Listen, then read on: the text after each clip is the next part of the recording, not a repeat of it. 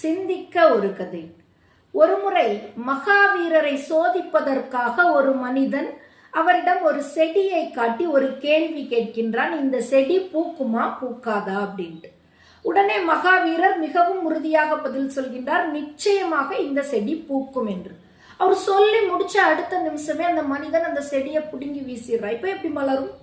மகாவீரர் சொன்னது எப்படி பலிக்கும் அப்படின்னு சொல்லிட்டு நக்கலா அதை புடுங்கி வீசிடுறான். அன்று இரவே மிகப்பெரிய சூறாவளி காற்றோடு மழையானது பெய்கின்றது.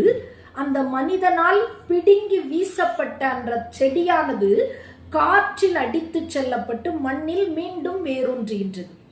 அடுத்த நாள் வந்து பார்த்த அந்த மனுஷனுக்கு மிகப்பெரிய ஆச்சரியம், எப்படி இந்த செடி மீண்டும் வேரூன்றியது?